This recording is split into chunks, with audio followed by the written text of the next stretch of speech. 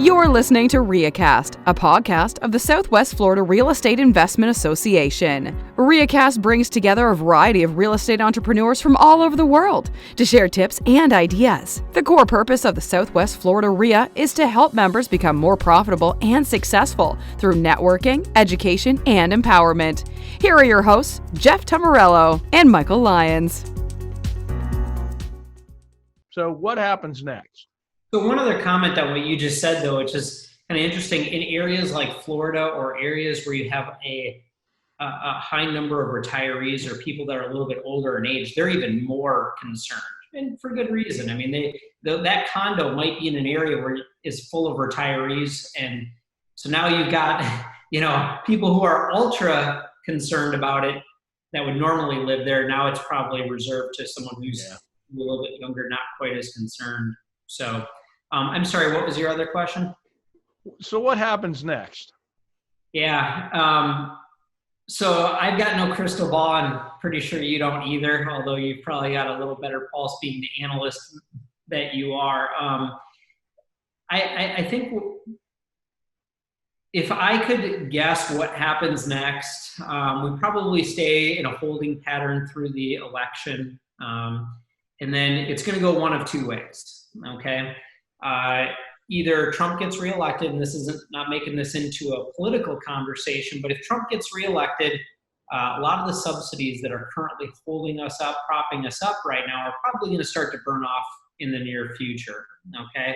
So you're going to see a lot of the government involvement maybe burning off over the 6 months after that, which is going to hurt because there's a lot of businesses and people that are relying on that right now. And so that we're probably going to see and feel the pain shortly after the election if Trump gets reelected. But we hopefully in that situation, some of the other things that he may put in place will maybe expedite the return of jobs and kind of the economy in general. So hopefully we have kind of this crossing of decrease, actually more like this, decreasing in subsidies, but increasing in natural economic growth. If Biden gets reelected, there will probably be an increase in government involvement, probably an increase in subsidies, and that will probably become more of a permanent thing, at least for the time that he's elected and in office. So that might slow. We may not feel quite as much pain immediately, but it's going to drag it out, and it'll be a long-term issue with a lot more debt involved. So I think either way it hurts, and there's probably going to be an increase in job losses, and we're going to start to feel the true results of what's happened with shutting down the world, especially the United States. But for us as manufactured housing communities, I think we'll probably see an increase in people having to move out. We'll probably see an increase in evictions for the short term. And then we'll probably see an increase after that of demand for affordable housing because,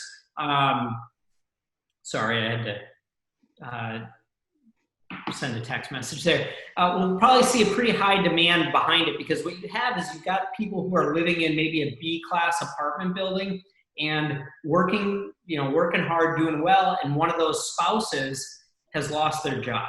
Okay. And they say, okay, we need to cut back on our expenses. What's the next most affordable housing situation? They might have even been in a nice condo or apartment, and they're now maybe looking at our community as an opportunity to live more affordably.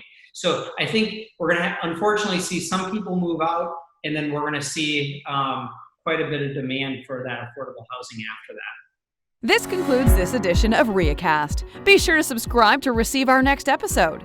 You can also subscribe at our website, www.swflreia.com. See you at a meeting soon. Please let us know if you have a suggestion for a future episode.